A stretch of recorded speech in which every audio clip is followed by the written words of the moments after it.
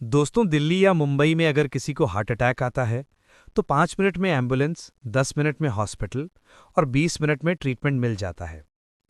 लेकिन अगर वही हादसा किसी पहाड़ी गांव में हो जाए तो कई बार पेशेंट की जिंदगी रोड बनने का इंतजार करती रह जाती है। यही है भारत का सबसे बड़ा emergency gap, urban versus rural ambulance divide. Urban India में इंफ्रास्ट्रक्चर, कनेक्टिविटी और हॉस्पिटल नेटवर्क मजबूत है।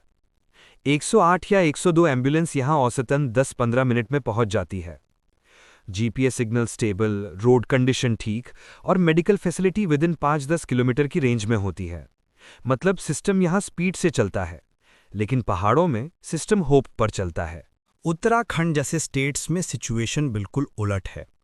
गांव में सड़क है तो सिग्नल नहीं, सिग्नल है तो स्टाफ नहीं, और स्टाफ है तो ट्रेनिंग नहीं।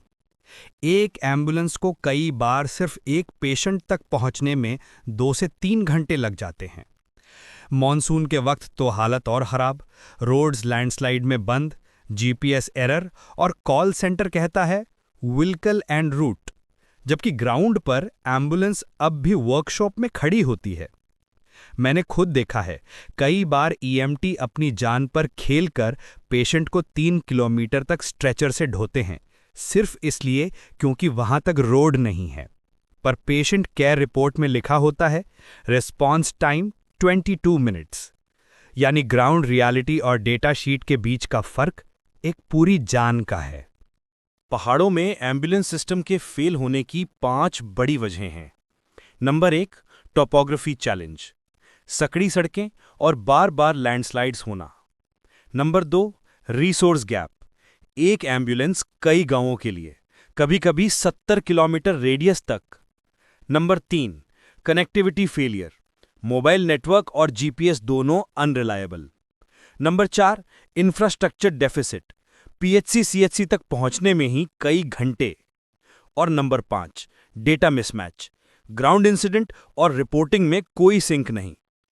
नतीजा, पेशेंट की जान जाती है और फाइल में लिखा जाता है कि एम्बुलेंस रीच्ड ऑन टाइम। एक बार पिथौरागढ़ जिले में एक्सीडेंट हुआ, 108 टीम को सिग्नल नहीं मिला, ईएमटी ने खुद दूसरे गांव से लैंडलाइन कॉल करके डिस्पैच कराया।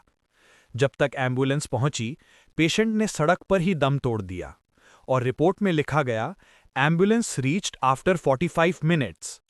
पर किसके हिसाब से आफ्टर, ग्राउंड क्लॉक या ऑफिस क्लॉक? पहाड़ों में गोल्डन आवर नहीं होता, वहां गोल्डन पेशेंस होती है। जब भी गवर्नमेंट परफॉर्मेंस रिपोर्ट बनती है, अर्बन डेटा एवरेज निकालकर पूरे स्टेट की एफिशिएंसी दिखा दी जाती है। यानी देहरादून और हल्द्वानी के 10 मिनट रिस्पॉन्स से चमोली के 2 घंटे वाले केस की भरपाई हो जाती है। ये वही स्टैटिस्टिकल ट्रिक है जिससे पहाड़ों की मुश्किलें एक्सेल शीट में गायब हो जाती हैं। अगर हम सच में रूरल इंडिया को बचाना चाहते हैं तो अर्बन मॉडल को कॉपी नहीं, कस्टमाइज करना होगा। पहाड़ी इलाकों के लिए 4x4 टेरेन एम्बुलेंसेज जरूरी हैं। स्टैटिक एम्बुलेंस पॉइंट्स बने ताकि रिस्पॉन्स डिस्टेंस घटे। लोकल वॉलंटियर्स को फर्स्ट रिस्पॉन्डर्स ट्रेन किया जाए और सबसे जरूरी, data automation from verified GPS sources. जब तक ग्राउंड वेरिफिकेशन ऑटोमेटेड नहीं होगी, हर रिपोर्ट सिर्फ स्मार्ट लाई बनकर रह जाएगी। दोस्तों, लाइफ सेविंग सिस्टम का मतलब सिर्फ अर्बन कंफर्ट नहीं, बल्कि हर सिटीजन को इक्वल चांस देना है। पहाड़ों में लोग एक्सीडेंट से नहीं, सिस्टम डीले से मरते हैं।